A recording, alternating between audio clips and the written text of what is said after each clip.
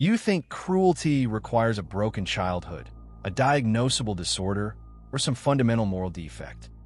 You're wrong. The distance between who you are right now and someone capable of inflicting suffering is shorter than the time it takes to break in a new pair of shoes. August 14th, 1971. A college student named Dave Eshelman wakes up in a makeshift prison in the basement of Stanford University's psychology building. He's not an inmate. He's a guard. 24 hours earlier, he was a regular kid thinking about his classes and his summer plans. Now he's staring at 9 young men locked in cells. And something inside him is changing. He decides to play a role to be the tough guard, to make the experiment interesting. By day 3, he's forcing prisoners to simulate sodomy. By day 5, he's stripping them naked and putting bags over their heads. Dave Eshelman had no history of violence, no criminal record, no childhood trauma that anyone knew about. He was simply placed in a situation, given a uniform, and handed permission. That's all it took. We tell ourselves comforting stories about evil. We need it to be rare, identifiable, foreign to our own experience. We need the people who commit atrocities to be fundamentally different from us.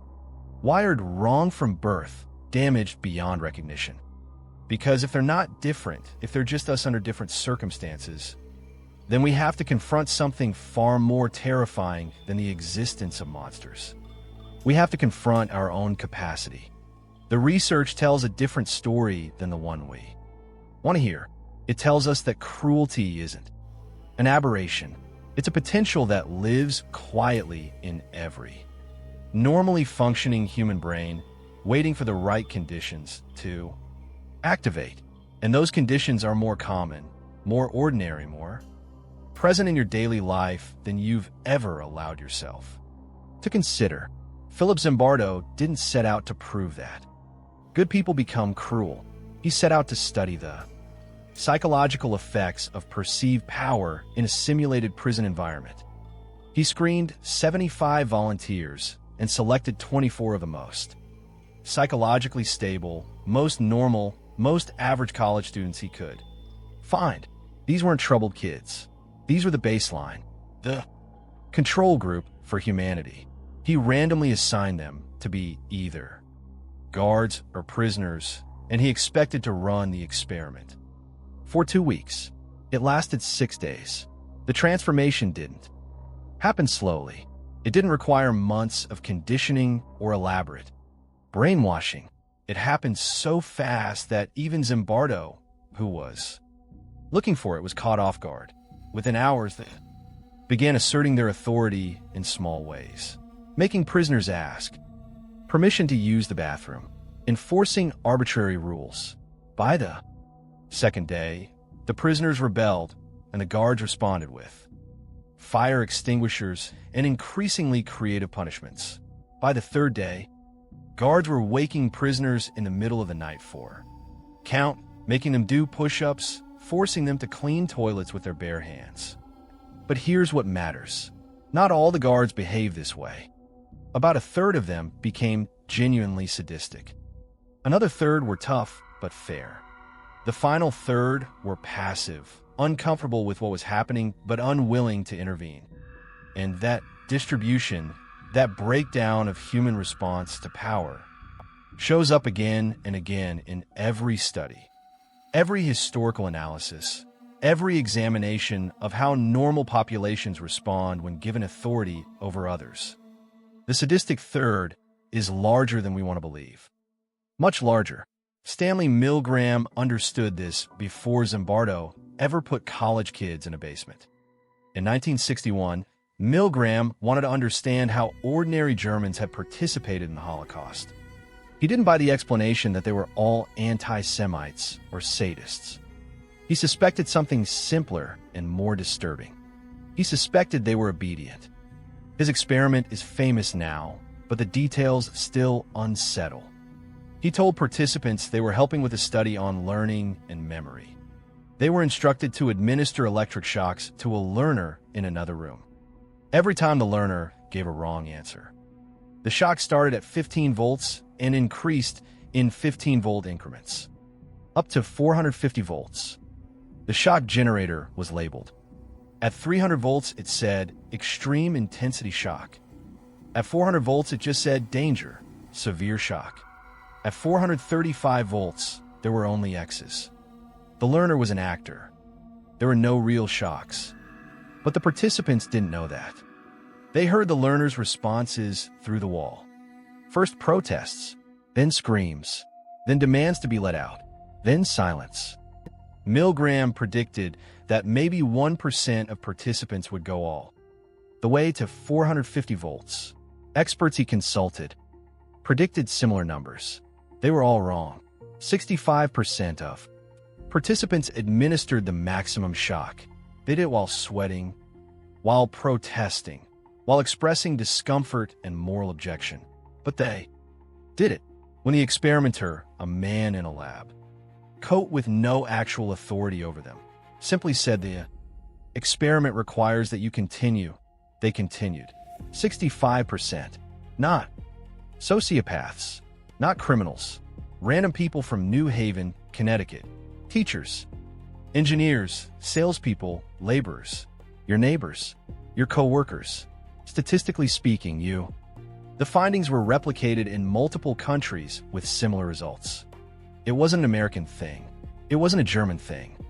It was a human thing, and the key variable, the thing that determined whether someone continued shocking or refused, wasn't personality. It wasn't upbringing. It wasn't religion or education or political belief. It was proximity to the victim and proximity to the authority figure. When participants could see the learner, compliance dropped. When they had to physically hold the learner's hand on the shock plate, compliance dropped further. When the authority figure left the room and gave instructions by phone, compliance plummeted. We're not talking about deep moral reasoning here.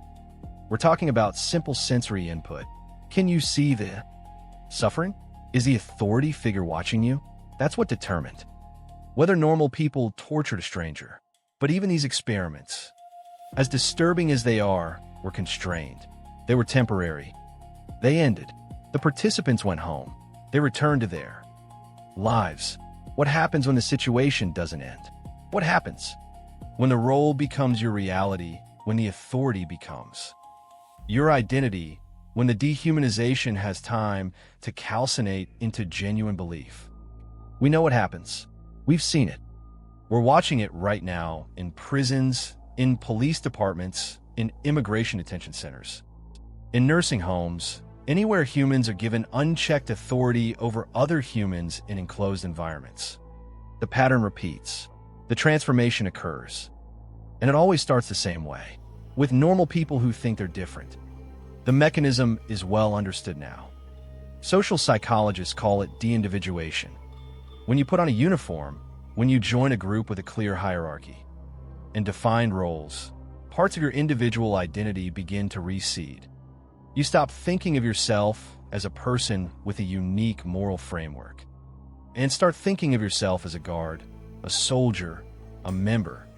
Your actions become the group's actions.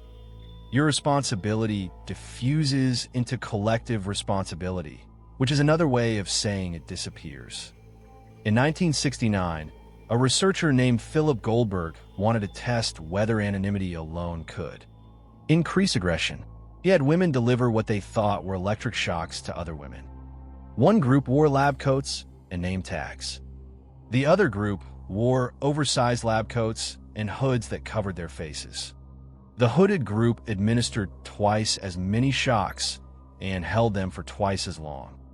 Twice, just from covering their faces. But de-individuation is only the beginning. The next step is dehumanization, and this is where the psychology gets truly dark.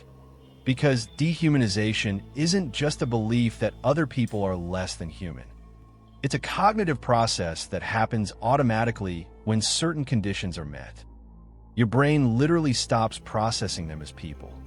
Neuroscientist Lawsana Harris conducted fMRI studies where participants looked at images of different types of people. When they looked at most people, even People from outgroups they might consciously dislike, their medial prefrontal cortex activated. That's the region associated with social cognition, with thinking about minds and intentions and feelings.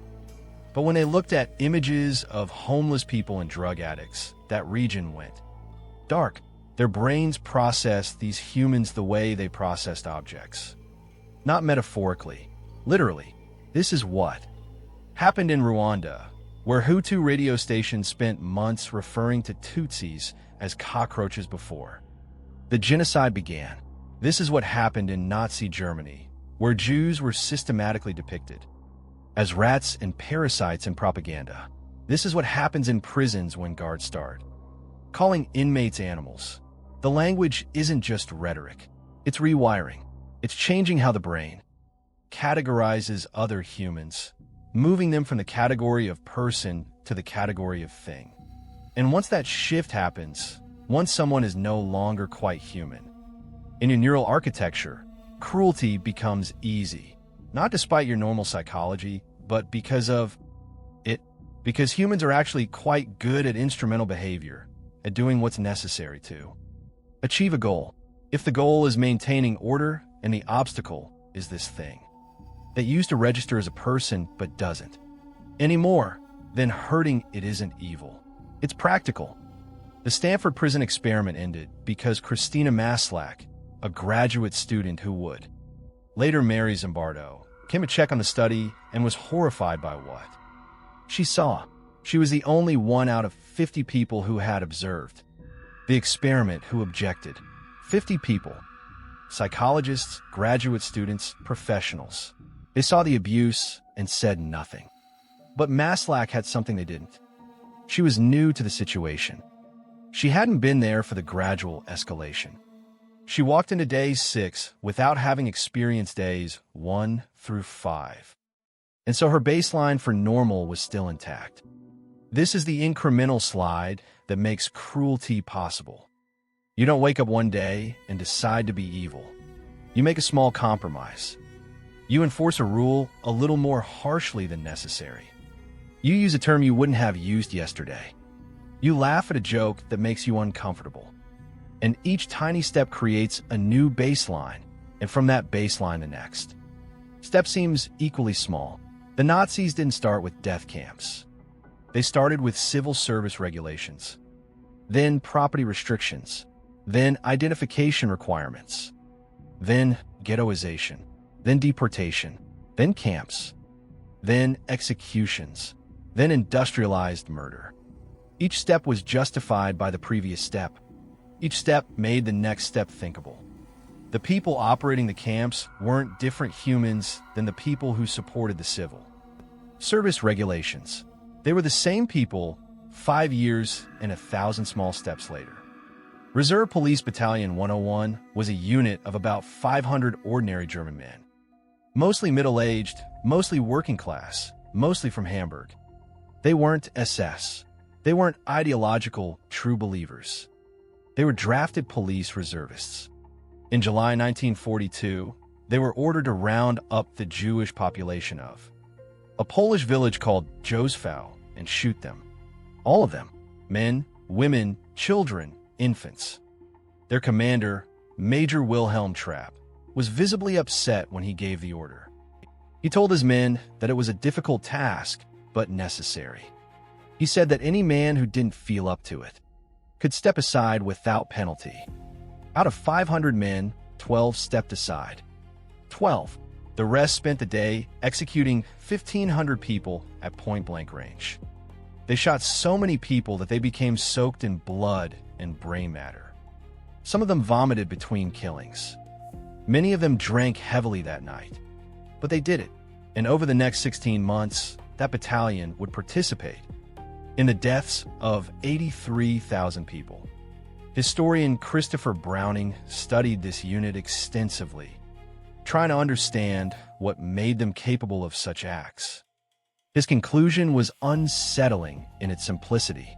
They were normal. That was the point. They were exactly as normal as you are. And they killed because the situation demanded it, because their peers were doing it, because they had been given permission by authority because the victims have been thoroughly dehumanized, and because saying no would have been socially awkward. Not dangerous, awkward. Most of the men who participated could have refused without serious consequences. But refusing would have meant breaking from the group, appearing weak, being ostracized. So they killed instead. They chose mass murder over social discomfort. When you read accounts from genocide survivors, from prisoners who endured torture, from victims of systematic abuse, a theme emerges.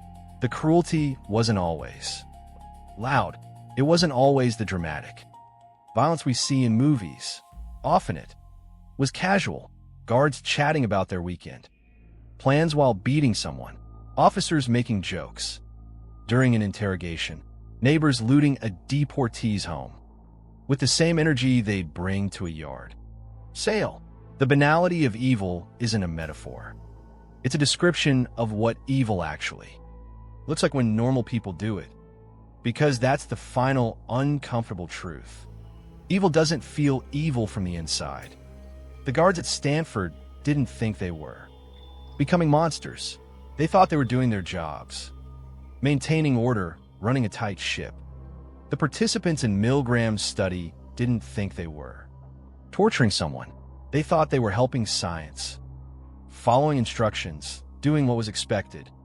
The men of Police Battalion 101 didn't think they were committing genocide. They thought they were following orders, supporting their comrades, doing their duty in difficult circumstances. When you imagine yourself in these situations, you imagine the discomfort, the moral struggle, the voice in your head screaming to stop. But that's not how it works. The voice gets quieter every time you ignore it. The discomfort fades. The moral struggle resolves in favor of conformity and obedience, because those are survival strategies that served your ancestors well. Your brain is designed to fit in, to follow leaders, to align with your group. It's designed to survive. Morality is something we built on top of that design. And when the situation gets dark enough, the foundation shows through. You are not special. Your moral reasoning is not stronger than the participants in these studies. Your conscience is not louder than theirs was.